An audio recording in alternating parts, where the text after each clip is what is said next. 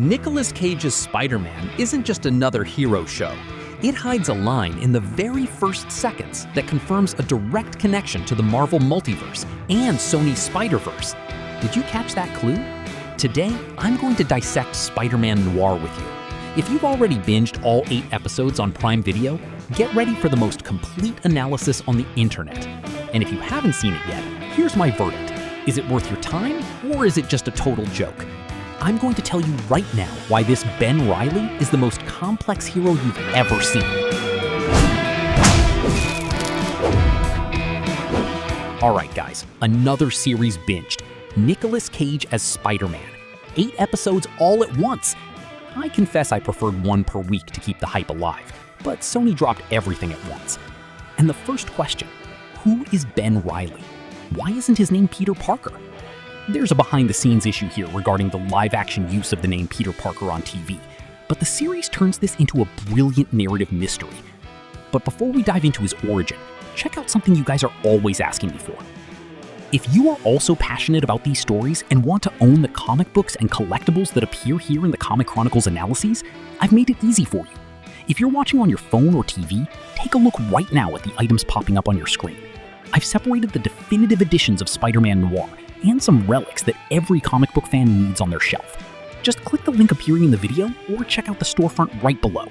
Grab yours to follow along with the upcoming reviews with the comic book in hand and help the channel keep bringing this epic content. Now, come back with me to the most bizarre Spider origin. Forget the classic radioactive Spider. Here, Ben Reilly was a soldier in World War I.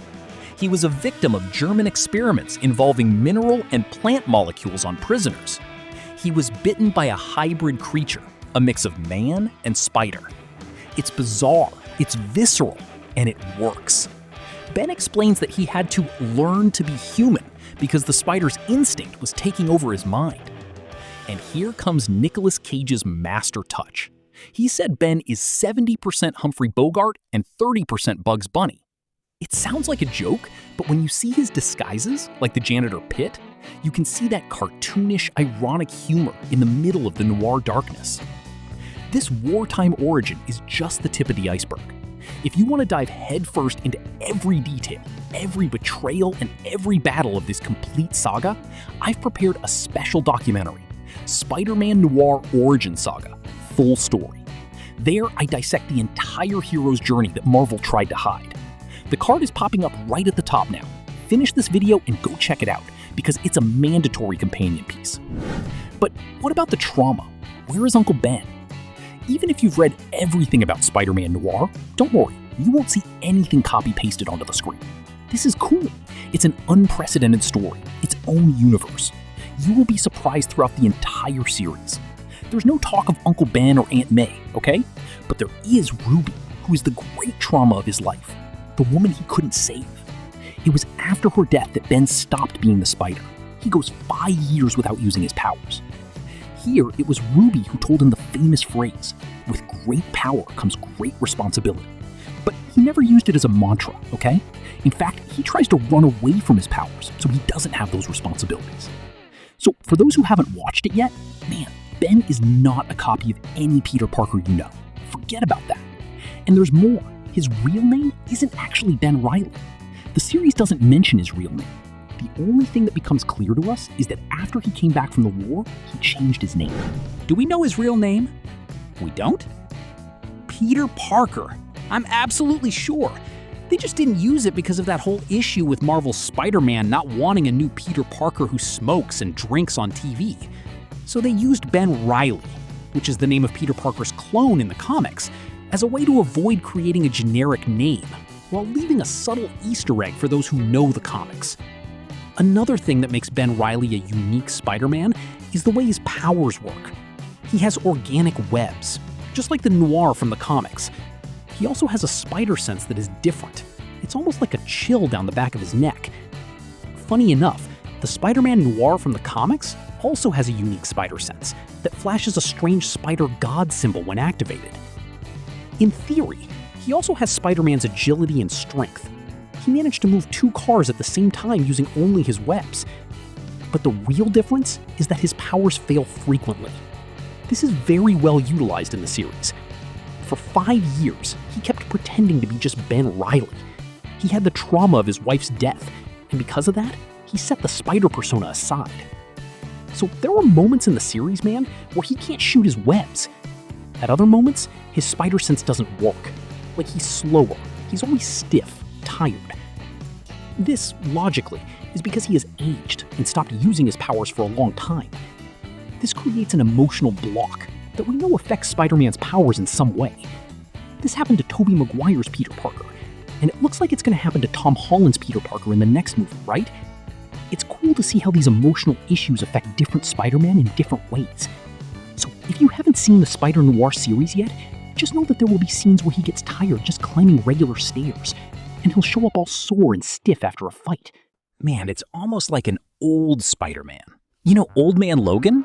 If we draw a parallel with Old Man Logan, that's exactly what it is. Okay, I talked about the character, but what about the story, the plot?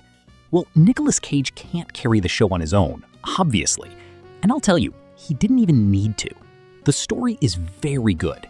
Every episode ends with a cliffhanger that keeps you hooked the entire time. You can't stop watching, and there's no dead weight. Every scene is put to great use, okay? Every detail of the story has a reason to exist. I missed watching a show like this, one that completely hooks you, you know? You get immersed in the series, just wanting to watch the next episodes. Seeing this vulnerability in Ben Reilly is what separates the show from anything else Marvel is doing today. If this kind of detailed analysis makes sense to you, go ahead and leave a like. It's your way of telling YouTube that Comic Chronicles should keep digging up these secrets. And if you want to be the first to know when the next piece of this multiversal puzzle drops, click the subscribe button and turn on all notifications. Now, let's step into the territory that every true fan was waiting for. The script details that make the boys look like child's play. All the elements of the series form a puzzle, you know? They took great care with the script. There are several cool storylines that intersect in the show. The series begins with Ben investigating a guy who set fire to Silverman's house. Silverman is the main villain of the series, the crime boss who runs the city. In the show, his power and influence are fading. His allies have started to betray him, and now he is fighting to stay in control. Everything changes when some soups emerge. The first one is the guy who set fire to Silverman's house. Until then, the spider was the only soup around, and he had been missing for 5 years. Because of this, Silverman starts taking an interest in these soups, and so do his enemies. The story doesn't devolve into that silly race after soups like what happened in The Boys. It's much more complex. All the characters have a mission, a backstory that enriches everything. There's manipulation, plots, and betrayal. Man, it's so cool. So there will be episodes where you'll see Ben Reilly using his detective skills. He uses disguises to get into places, complete with fake IDs and accents. That stuff is hilarious. And he's smart too, right? Crazy smart. He comes up with several plans that actually work, like the marked money plan. Silverman usually marks the bills he uses to pay people. Ben catches onto this right at the beginning, and later uses this detail to his advantage. Anyone who watched it knows what I'm talking about, okay? But I won't give away spoilers for that. The fact is, his plan is shown step by step. It's well developed throughout the entire episode. And that was exactly what we were asking for in The Boys, right? That show had all these plans, but the script never showed us those plans step by step. We just had to believe they worked. In Spider's case, it's different. Every detail of what's going to happen is thought out. And it's not last minute, you know? Everything is shown from the very start. This attention to detail made the series airtight. Everything connects, you know? No loose ends. Comic book references? You'll see obvious references in the show, of course, right? The noir tone in which all of this takes place is just like the Spider-Man noir comics, but the series delivers a completely fresh version. While over there in the comics, Peter Parker helps Aunt May assist the unemployed during the Great Depression in the United States. In the show, Ben is a private investigator. It takes Peter a long time to become a professional investigator in the comics, but even so, the show still references the source material. The idea of Silverman being a crime tycoon who runs the city and has super henchmen mirrors the concept of the Goblin in the comics. The Goblin is also the crime boss in the comics, and he has his gang with Kraven, Vulture, Chameleon, and so on. Cat Hardy is also based on Felicia Hardy from the comics. The difference is that in the comics, she owns a club rather than just being a singer. Oh, and another similar thing, Felicia in the show also fell in love with a guy she couldn't be with because of the Goblin. That dynamic is similar to the show. Cat Hardy lives under Silverman's orders but is in love with Flint, the Sandman. The difference is that Cat Hardy does not have physical relations with Silverman. Oh, and speaking of Flint, the comics also feature Sandman, but he doesn't have sand powers. He's just a big, very strong guy. That's it. But I like the show's Flint much more than the one from the Spider-Man Noir comics. Way cooler. Another detail is Dr. Faber. She is the doctor who makes the soup's powers develop faster, and because of that, they start getting stronger. She doesn't exist in the comics, but the idea of a renowned doctor conducting shady experiments does exist. Get it? In the comics, it's Dr. Octopus, and later in the 2025 comics, there's Dr. Elga too.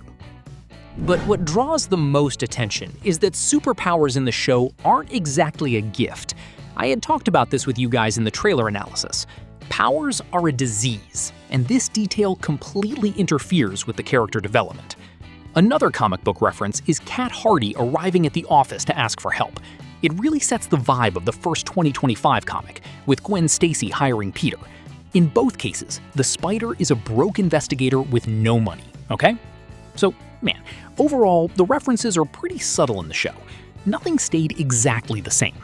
I think that's a good thing, right? Maybe the Spider suit, but only until Robert Robertson, who is also a journalist friend of the Spider, turns out different. He is still a journalist, but in the comics, he was much more dense. How can I explain it? Like, he was more serious. That's it. Robbie in the show also goes after serious matters, but he's always in a good mood. And that goes for the whole show. The entire series relies heavily on the concept of humor, sarcasm, and irony. It's a humor that adds to the show. It's not a work packed with cheap gags. My point is that the show took elements from the comics and turned them into something new. That's cool, you know? You can't watch Spider-Noir and say it's the exact same thing as the comics. It's a completely separate, almost unique universe. But speaking of universes, did you notice that this talk came up in the show? All right, let's get into it. Like I said, the story is airtight. It has a beginning, a middle, and an end. There are no skies ripping open and alternate versions of Spider-Man showing up. None of that. There are no clues that the Spider will return in Avengers Doomsday. But look, there is a reference to the multiverse, yes, and I believe this could be used in the future if Sony wants to. In the very first seconds of the show, the Spider starts by saying, "Someone once asked me what universe this is. A strange question that stuck with me all these years. All I could answer was that it was the only universe I knew." It was true back then, and it's true now. With this phrase, he makes two things clear. First, someone asked about that universe. Don't you agree? And the question was so strange that it even left the Spider pensive. Could it be that some other Spider-Man visited this version of the Noir universe? To me, that would make sense. Maybe another Spider, or I don't know, maybe even some other character passed through this universe and made contact with the Spider. Then the guy asked, "What universe am I in right here?" Makes sense, right? A space traveler probably encountered the Spider real quick in this universe. Deadpool, for example. Who knows? Second, the Spider hasn't experienced the multiverse. He makes it clear that this is the only universe he knows, both back then and now. It makes sense for him to say that. Of course, guys, as a nerd, I love to theorize about what this could mean. I'm sure you do too. First, it could be that another Spider-Man passed through this universe when the Spider was younger. Sony could show this encounter in Miles Morales' next Spider-Verse movie, right? That would be so sick. They could show him passing through this universe, maybe looking for the other animated Noir Spider, who is also voiced by Nicolas Cage. Look at that, right? Sony has already made live-action references in the animated films. Even Andrew Garfield has appeared in the movie.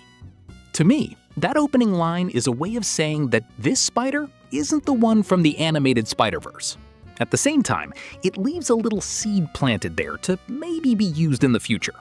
And I'll be completely honest with you, man. If I were Marvel, I'd have Dr. Doom traveling through the multiverse, bumping into the Spider just to ask what universe this is. Holy crap, my brother, that would be way too good, just for the fan service alone. Now, officially, the show doesn't show anything about the multiverse besides that line at the beginning, okay?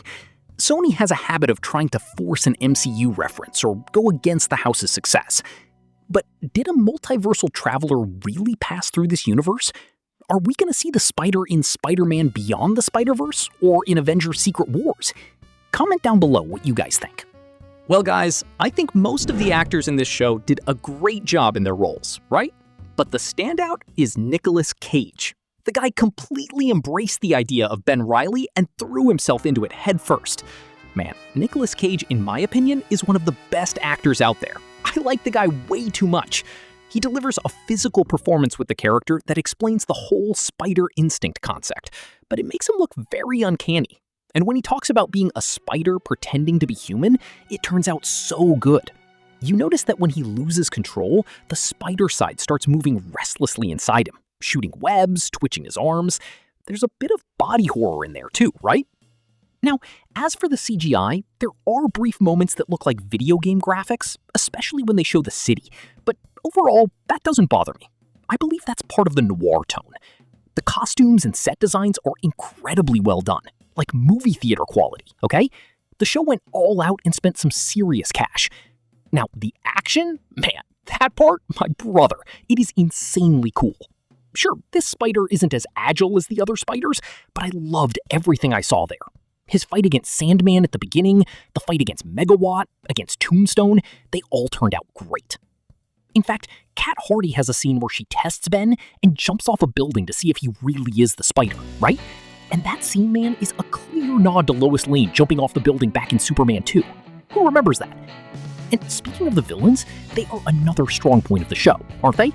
Tombstone, Sandman, and Magawatt. All of them are war veterans. All of them victims of German experiments during the war. So this connection from the past with the spider is excellent. It's an element that works well both in their relationship with Silverman and with Dr. Faber. Of course, they are different from the comics, obviously, right? Tombstone himself has nothing to do with the comics, but the way they were built is super cool and convincing. You don't need anything else besides that, right?